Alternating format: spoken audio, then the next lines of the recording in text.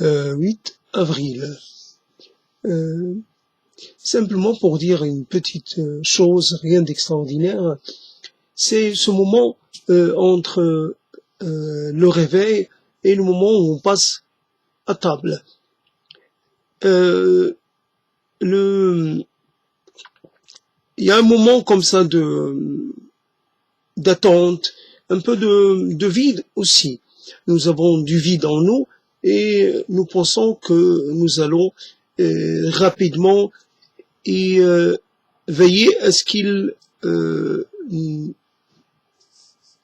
demeure plus. Donc on va mettre quelque chose dans ce ventre, en tout cas c'est comme ça qu'on imagine le processus, ça transite et ça atterrit ici. Donc après on a une impression de satiété et peut-être selon ce que l'on a ingéré, on aura aussi un certain sentiment de complétude ou sentiment de contentement. Et, il y a des choses, alors il y a un élément qui est un peu paradoxal, c'est la répétition de ces choses, cette chose-là qui se répète tous les jours. Alors, le même rituel, les mêmes choses que l'on va ingérer, en même temps, cette répétition devient insupportable et en même temps, elle est aussi le signe d'une certaine permanence. J'ai le minimum. Et ce minimum est déjà assez complexe et assez fourni. Donc c'est 3 ou 4 ou 5 ingrédients, et ces ingrédients ont chacun une histoire. Voilà, donc c'est le résultat de plusieurs concours. Alors, il s'agit de gens qui se trouvent, je sais pas, des milliers de kilomètres pour ce qui est du café. Là aussi, des centaines de kilomètres pour ce qui est de l'huile d'olive. Pour la farine, on ne sait pas. En tout cas, il peut y avoir un petit... Donc, si je consomme, si j'ingère du gâteau, donc ça serait le gâteau, il y a de l'œuf dedans, il y a du beurre, et puis il y a du sucre. Donc là aussi, le sucre est une histoire qui peut être assez complexe. Tout dépend du lieu de production de ce sucre, évidemment l'acheminement et tout le reste, le travail de raffinement ou raffinage, c'est ça. Alors c'est pas une très grande histoire. Il y a des petits ingrédients, mais on peut les compter sur les doigts des deux mains, maximum 7, 8, 9 ingrédients, pas plus. Mais ce n'est pas une histoire de comptabilité, c'est une histoire on est là. Si je parle, c'est que je prolonge le plaisir. C'est que je prolonge ce moment, je fais durer ce moment que je sais fatalement devant s'achever. Je ne peux pas me forcer à laisser de côté. C'est pas que mon corps a besoin de ces aliments, c'est plus mon esprit. Parce qu'autrement, je rentrerai dans un état d'anxiété dont qui n'a aucun intérêt pour moi. Peut-être que le jeûne a de l'intérêt pour certaines personnes, mais en tout cas pas pour moi. Je n'ai pas dépassé, je n'ai pas jeûné suffisamment. Mon maximum, ça a été 2 jours de suite. Évidemment, physiologiquement, il peut y avoir des changements au fur et à mesure, donc on peut arriver à trouver un certain équilibre. Là, évidemment, il doit y avoir des phases dans lesquelles on est relativement apaisé, d'autres phases où on est dans une sorte d'inconfort assez fort. Là, je suis dans un inconfort, et cet inconfort, il faut que je le fasse partir. Simplement, le moment du lever est un moment assez spécial. On se lève un peu avec les vestiges du jour d'avant et les vestiges de la nuit. Il reste quelque chose. Moi, il m'en reste une idée comme ça que j'ai envie d'entreprendre, c'est tu te rends compte que là, tu joues ta vie. Donc cette interpellation dont je n'ai pas eu le privilège d'avoir accès, elle t'adresse, tu te rends compte, là tu joues ta vie, ben juste là tu joues ta vie, simplement cette adresse, comme ça on pourrait se l'adresser à soi-même, on pourrait l'adresser à quelqu'un d'autre. Là tu joues ta vie, tu es prêt et tu es prêt à assumer les conséquences de ce que tu es en train de faire ou de ne pas faire. Ce à quoi tu voudrais participer et ce à quoi tu voudrais renoncer. Donc voilà, il faut le savoir. Là, il s'agit d'un moment clé, on pourrait dire d'un moment clivant, et là, c'est sois au moins conscient de ça. Et donc, je viens donc il reste des éléments.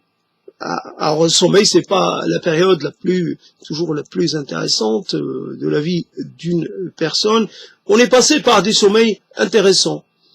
C'est clair que dans notre passé, on a pu se sentir ragaillardi, réénergisé,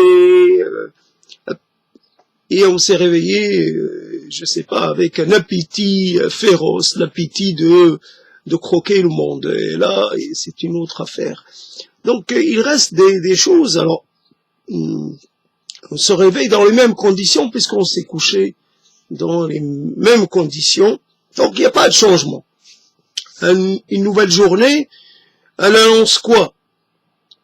Elle annonce rien de bien merveilleux. Alors, il faut faire face à un monde fermé. Il n'y a pas d'issue, il n'y a pas de perspective, il n'y a pas, il y a personne pour proposer une solution. Là, je viens de lire quelque chose en rapport avec le groupe sanguin, puisque on essaie tous de devenir des connaisseurs dans le domaine biologique. Alors, le sang, paraît-il que ceci et cela, il a paraît-il que mon sang à moi, la catégorie à laquelle il appartient, il est plus enclin à produire du déclin cognitif, des pertes mémorielles. Donc j'ai bien choisi, finalement, ma planche de salut. J'ai bien compris que j'étais face à un défi, que les pertes mémorielles et les difficultés cognitives étaient installées, donc il fallait les combattre. Je suis toujours contre l'idée de parler d'un vlog. Je suis pas en train de faire un vlog, encore moins un journal. Je produis du discours, je produis de l'énonciation, je produis du verbe, et je ne vlogue pas et je ne journalise intimement pas. C'est-à-dire un ensemble de choses assez diverses qui s'intègrent dans le propos, qui peuvent ne pas s'intégrer dans le propos actuel, mais ce n'est pas grave. Ça, c'est une précision pour un peu l'ensemble de ce travail. Donc, quand on interroge réellement la validité d'un concept, quand on présente sa version des choses. Il ne s'agit pas là de vloguer, il ne s'agit pas là de s'épancher sur soi-même, il s'agit de dépasser le soi, il s'agit de dépasser aussi l'instant, d'inscrire les choses dans un contexte beaucoup plus global. Et de toutes les façons, quelles que soient nos spécificités et nos singularités, si je puis dire, a priori, le problème dans cette histoire de mémoire, c'est pas tant les pertes mémorielles, c'est plus de manquer de certaines choses dont on aurait absolument besoin. quand j'ai perdu le mot pélican, c'est pas que le pélican, je pouvais continuer de le voir, de me le représenter. Le pélican n'avait pas disparu. C'est uniquement son nom en français qui a disparu. Et quelle est réellement ma relation vraiment à ce nom? Quand j'ai perdu le nom d'ailleurs un autre nom que je viens de nouveau de perdre, mais ce n'est pas grave. Il y a des donc je me rends compte qu'il y a une série de noms comme ça appartenant à des espèces que j'ai perdues. C'est simplement il y a des gens qu'on rencontre tout au long de nos vies et qui font preuve d'un talent, de certains talents rares. Il retient beaucoup de choses. Alors le nom d'arbre, il le retient. Le nom d'espèces végétales, le nom d'espèces non végétales. Ils ont une capacité de retenir les choses. Moi, ça ne m'a jamais intéressé de retenir, etc., etc. C'est pas, même quand j'avais une mémoire de qualité, c'était pas ma préoccupation première. Mais n'empêche que donc la perte, c'est à partir du moment où l'on perd peut-être déjà les images qu'on a dans nos têtes. Finalement, on n'en a qu'une sorte de les images, plus elles sont anciennes, plus elles sont pas tout à fait, elles correspondent moins à la réalité qui les a vues naître, au moment qu'il les a vues naître. C'est de l'ordre de la reconstitution. C'est comme aujourd'hui, on Photoshop, on prend le visage de quelqu'un et on le rajeunit, alors que ce quelqu'un, finalement, il était déjà mourant. Donc il redevient par la magie de quelques clics, il redevient jeune et voilà, et prêt à marier. Ah, je vois le visage de ma mère qui a été transformé et c'est presque non pas absurde, mais c'est presque indécent d'avoir transformé le visage. Parce que le visage de ma mère jeune, c'est un autre visage. Il est plus expressif, il est plus, parce qu'on voit, on lit quelque chose dans son regard, dans la profondeur de ses yeux. On lit qu'elle n'est pas ma mère jeune. Il y a une chose. Alors, ce n'est pas interdit. Évidemment, chacun fait ce qu'il veut avec l'image de sa mère. Il peut l'utiliser comme ça peut l'arranger. Il n'y a pas d'exclusivité. Il n'y a pas de règle. Mais simplement, comment dire. Donc, et après tout, on finit par renoncer à l'exactitude du souvenir, à son côté conforme à la réalité. Ce n'est pas grave si ce souvenir il est quelque peu incertain. Donc on renonce déjà à des visages, on renonce à des instants, on fait que renoncer. Après, si on doit renoncer à des noms, si on doit renoncer à des choses, les pertes mémorielles, voilà, quelquefois on se dit cette chose, en fait je m'en sépare parce que je n'en ai pas réellement besoin. Et même au niveau de la mémoire longue, on commence à laisser partir des choses. Pourquoi faire? Pourquoi garder ça juste pour la galerie, juste pour le moment, le jour où je pourrais en faire usage, pour briller en société?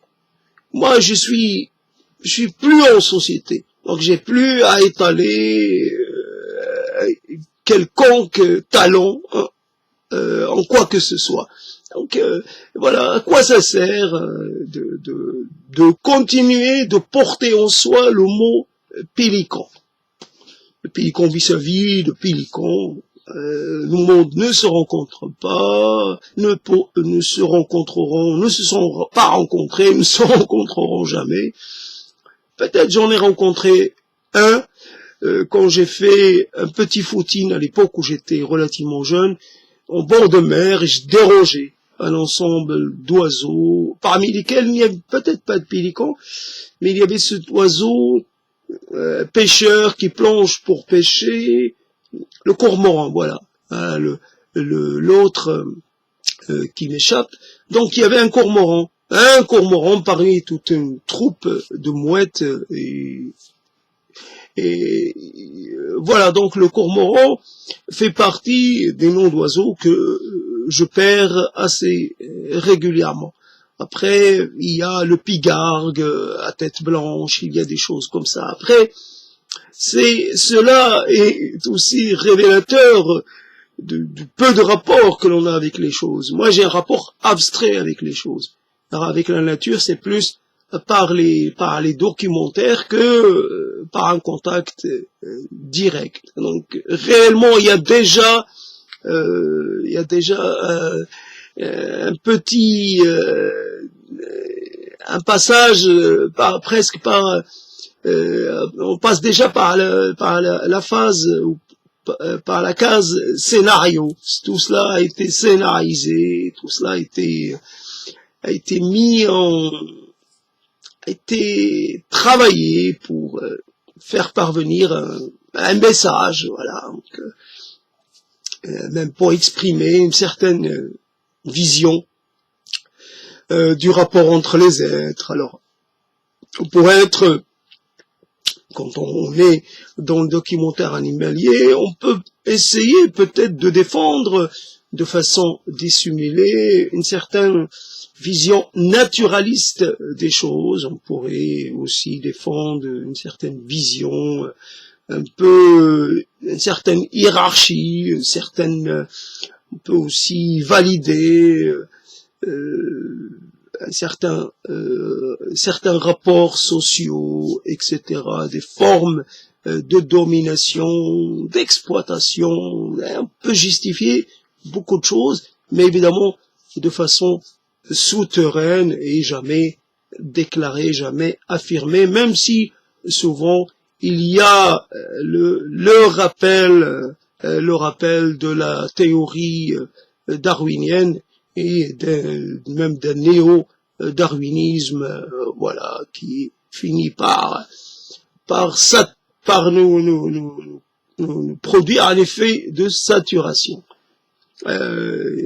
Même surtout dans son versant sélection génétique du plus apte, du plus fort, des plus ceci, des plus cela, c'est évident. C'est voilà le rapport qu'on a. Alors évidemment, moi je parle d'un milieu contraint qui, j'ai 40 mètres carrés, mais vu mon mode de vie contraint à cause du voisinage qui m'empêche de vivre dans la totalité de mon lieu d'habitation, donc je suis réfugié dans quelques mètres carrés. On peut dire que moi aussi je suis confiné dans quelques mètres carrés, pas plus, et non pas dans la totalité de mon logis. Voilà, j'ai à ma disposition 10 mètres carrés. Alors, accès à la nature, j'y avais déjà pas droit. La nature en ville, faut pas en parler. C'est pas de la nature, c'est autre chose qu'il faut appeler autrement, mais c'est pas de la nature. C'est quelque chose qui ne vous parle plus. Bah, c'est vrai que je me souviens que j'ai aperçu un oiseau pêcheur, là aussi, comme on appelle déjà cet oiseau pêcheur, très coloré, etc. Le martin pêcheur, voilà. Donc j'avais aperçu un martin pêcheur. À l'époque, je voyais, mais c'était le seul martin pêcheur que j'ai jamais aperçu de toute ma vie, toute une vie de très longue dans cette ville et dans cette proximité avec l'eau. Après, des bergeronnettes grises, des bergeronnettes à tête ou à queue jaune, évidemment des mouettes rieuses, et même un cygne noir, oui, plus le cygne blanc, plus des canards de barbarie, des choses comme ça, mais le colvert, etc. Bon, d'accord, mais ça ne constitue qu'une partie d'un milieu naturel. Le milieu naturel n'existe pas en ville, même si on essaie finalement en laissant un peu pousser les roseaux, on essaie on parle d'artificialisation des sols, là on parle de naturalisation ou retour à une sorte de nature vierge des espaces. On persécute, on assassine en fait plus les plantes qui poussent comme ça dans la rue, on les poursuit plus pour les éliminer. On laisse là aussi, on taille plus comme avant. Quand on avait cette manie de tout ratiboiser. Voilà, c'est ça donc l'effet de la parole qui fait revenir dans nos esprits certains mots, comme celui de ratiboiser, qui est un mot que je n'ai pas utilisé depuis très longtemps, et que je n'ai pas entendu depuis un moment. En tout cas, c'est comme ça. Alors, avec la parole, il y a un échauffement. Il y a bien sûr production d'énergie, il y a un petit échauffement, c'est bizarre, il fait pas froid, en même temps il y a un petit froid, mais on sent un petit échauffement. Qu'est-ce que je pourrais dire fondamentalement? Quand l'instant presque l'instant mort se prolonge, ou pratiquement mort, et quand vous avez cette capacité à dire l'avenir malheureux, l'avenir pas terrible, mais vous pouvez dire que les choses vont se dérouler de la même façon. C'est comme un phénomène de boucle temporelle, voilà, ça se répète de la même façon, avec quelques petites variations, mais elles sont pas significatives. Donc, alors il n'y a personne. Et même ceux qui finalement appelaient pour vendre une chose, ils ne se manifestent plus. Il n'y a même plus ces sollicitations non désirées, comme ça venant de sociétés de vente ou sociétés de prospection commerciale, c'est fini. Donc le monde s'est arrêté, et cet arrêt, et malgré cet arrêt, finalement, me cause du souci, parce que ça m'arrête encore plus. C'est-à-dire que les choses prennent un tour qui est pas du tout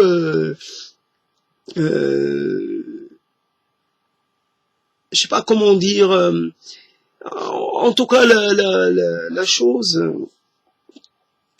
on sait, voilà le moment, voilà, donc je vais consommer du café, non pas consommer, je vais boire du café. Pourquoi là, ce mot consommer s'est-il imposé autant? Après, avant on disait manger, boire,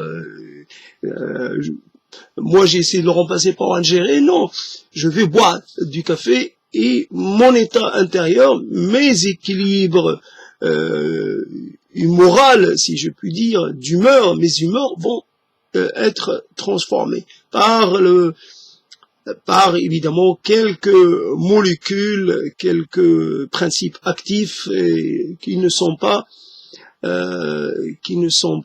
sous-estimés. Et je vais connaître des phases, je vais passer d'une phase et puis après je vais redescendre.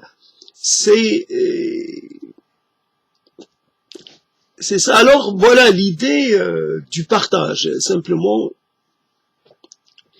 il y a la part, dans cette idée de la part de l'absent, la part de l'absent peut être suffisamment pour conduire à des choses un peu particulières. et j'avais des noix de cajou, et ces noix de cajou, je les avais ouvertes à un moment donné pour les présenter à quelqu'un, et puis il m'en est resté, je laissais de côté. Un moment, j'ai eu une visite et j'ai ressorti les mêmes noix de cajou. Or, elles avaient refroidi. La personne les a refusées de façon, en faisant semblant d'être dégoûté. Mais ça, c'est assez particulier, c'est assez...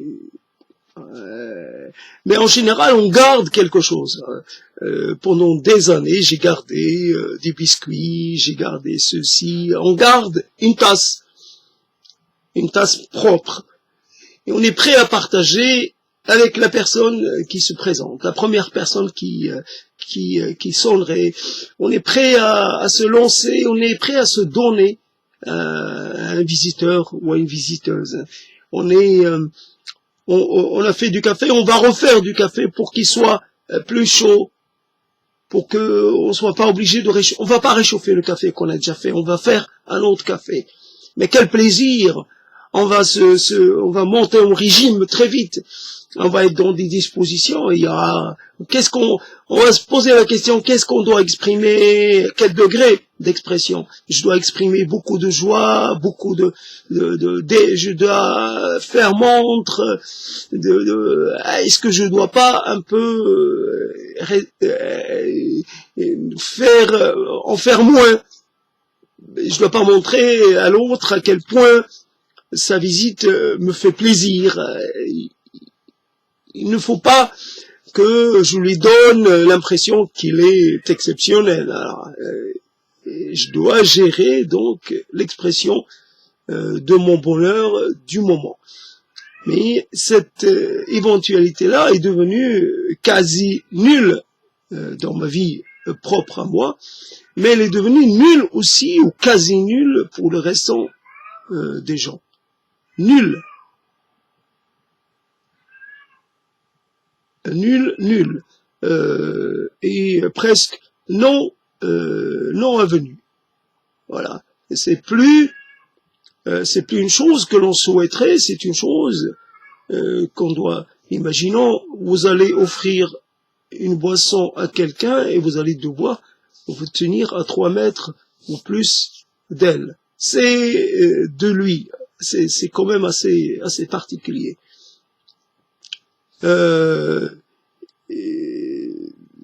Et dans les lieux d'habitation, 3 mètres, ça veut dire c'est extraordinairement loin.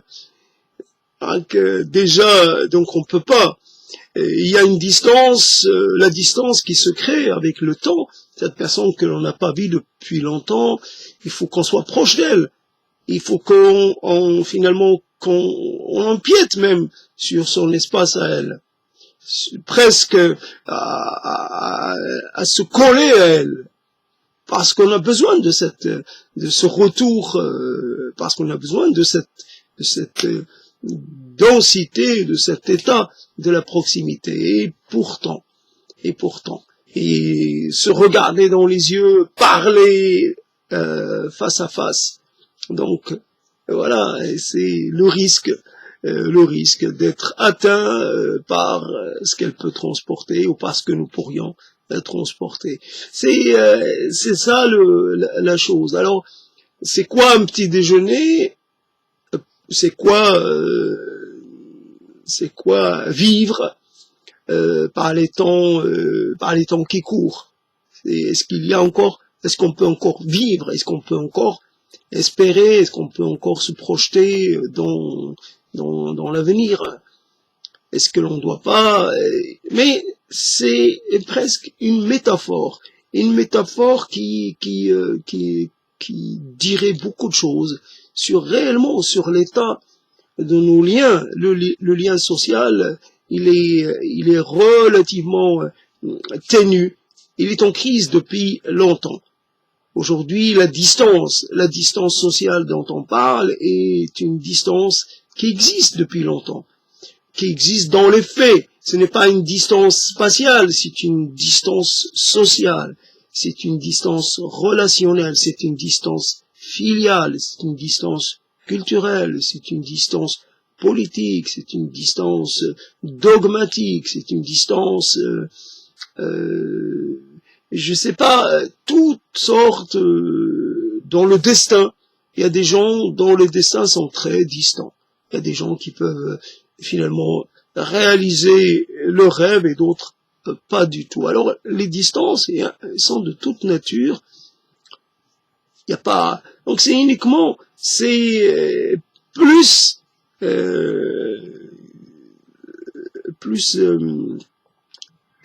ça va être encore, c'est plus figuré cela. Ce n'est plus de l'ordre de l'abstrait ou de l'exprimer sur par rapport à une observation, par rapport à une sorte d'interprétation, c'est de l'ordre du réel, du concret. La distance, elle est amplifiée par les besoins de la protection dite réciproque, dite sociale, etc. C'est un alibi formidable pour justifier le fait de tenir l'autre à distance. Non seulement je me protège, mais en même temps je te protège.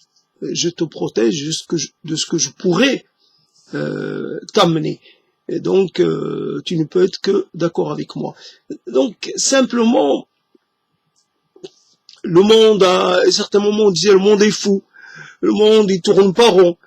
Mais le monde il tourne pas rond fondamentalement. Quand on a encore à sa disposition un esprit de la cognition, des mots, de la mémoire, on est incapable de mettre ça à la disposition de quelqu'un. Qui on veut? Qui on veut? Veux-tu des mots? En voici les mots. Veux-tu que je te parle, que je te raconte des histoires? En voici. Plein d'histoires. Tu veux que je te dise que t'es bien? Voilà, je te dis que t'es bien. Tu veux que je te déclare, je sais pas quoi, je t'intronise, roi du monde? Je peux faire, je te donne tout ce que tu veux. Et donc, finalement, c'est ça qui est bizarre. C'est qu'on est prêt, chacun est prêt à s'occuper, à bien s'occuper de l'autre, mais il se retient de le faire. Il attend que l'autre fasse le premier pas. Ou alors, quand on vient vers lui, ben d'abord il veut savoir pourquoi. Il émet un certain nombre de conditions. Il conditionne un peu tout, même les choses qui n'ont pas besoin d'être conditionnées, qui n'ont pas besoin d'être réfléchies, qui n'ont pas besoin d'être contextualisées, etc. Simplement, c'est dans le côté spontané, voilà un terme intéressant, le côté spontané du geste, de l'élan, de l'intérêt que l'on peut avoir pour l'autre, sans calcul, sans finalement, sans attente. Tu es là présent, je suis présent. Tu as des choses, tu peux me dire des choses, tu as au moins la possibilité de m'écouter, voilà, tu peux m'écouter. Déjà, il y a quelque chose qui nous réunit. Je peux te poser une question, tu peux me proposer une réponse. Donc, pourquoi on est à côté? Pourquoi jouer les indifférents? On est disponible en même temps. Profitons-en. Simplement, cet arbre que je suis en train de contempler, ben on peut le contempler ensemble. Ce lieu dans lequel je me trouve, on peut finalement en parler ensemble. Si tu es là, si je suis là, c'est quelque part, on a les mêmes attentes. On est là à attendre, on n'est pas dans les godots, mais on est en train d'attendre. On n'attend pas nous amoureuses, on n'attend pas nous amoureux, on n'attend rien de spécial. On attend que peut-être que le temps passe. On attend non pas d'ingérer, on est en train de refaire nos réserves, je sais pas, en énergie, en soif de vivre, en optimisme, en ouverture sur le monde. On est en train de prendre, voilà, il n'y a pas de, c'est un moment qui n'a pas besoin d'obéir à un besoin particulier. C'est uniquement être là dans cet espace ouvert, dans cet espace propice à tous les épanchements. Voilà. Je regarde et je promène mon regard, je promène mes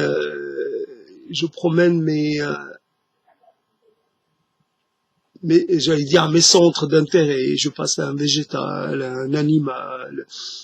Je regarde l'architecture, je regarde les gens qui passent. Voilà, donc je vais arrêter. C'est ça le petite chose comme ça. Alors, avant que ça bascule, qu'est-ce qu'il y a avant? Est-ce que c'est plus important, l'avant est plus important que l'après? Ouais, c'est parce qu'il dit des choses. Et c'est vrai que ces choses-là, elles n'ont pas pu sortir. Elles n'ont pas pu s'exprimer. J'ai pas pu être dans la totalité de mes possibilités. C'est comme ça. J'ai comme un vide là, et je me sens perturbé et un peu une humeur insatisfaite, non pas insatisfaite, mais comme on pourrait, quand on parle d'embarras gastrique, j'ai de l'embarras en moi. Je sais pas totalement. C'est bizarre. Et on voit à quel point le problème global, c'est la faillite. Alors, la faillite de soi, la faillite des mots, la faillite de la pensée, la faillite de l'action, la faillite d'une société, la faillite d'un modèle, la faillite d'un groupe, la faillite du collectif. Voilà, tout le monde est finalement est en faillite. C'est assez extraordinaire. Vous allez sur Internet, vous allez sur un réseau social, ce que vous trouvez, c'est des collectivités, c'est des gens fermés sur eux-mêmes. Donc on pense que c'est un monde ouvert, en fait c'est un monde fermé. J'avais trouvé un terme qui était intéressant. Enfin, ce terme, je voulais l'utiliser pour m'adresser à quelqu'un, mais je vais le récupérer pour un usage comme ça. Maintenant, d'endogamie sociale, d'endogamie presque sentimentale, d'endogamie intellectuelle, etc. C'est uniquement à partir de cette relation de proximité presque trop proximale, trop proche, on peut pas dire c'est de l'inceste, de l'ordre de la chose qu'il ne faut pas faire, mais ça ressemble à une proximité un peu trop. Donc vous écrivez des choses et les gens de votre entourage valident ça. Ils sont là pour valider, pour finalement vous approuver. Et ça peut arriver que ça soit pas tout à fait le cas, mais en général, votre ego, il est soutenu par la petite collectivité à laquelle vous appartenez. Et ça fait une série de cercles fermés qu'on ne peut pas intégrer à moins de respecter le code non écrit, mais qui existe tout de même. Donc il faut respecter la politique, j'allais dire, la politique, il faut respecter la politique, non pas éditoriale, mais il faut respecter je sais pas comment on dit, l'ensemble de règles, donc, quelque part. J'ai pas trouvé le terme. En tout cas, ça fait que le monde, il est ouvert, il est immense, tout le monde est accessible, mais en même temps, l'accessibilité n'est qu'illusoire, n'est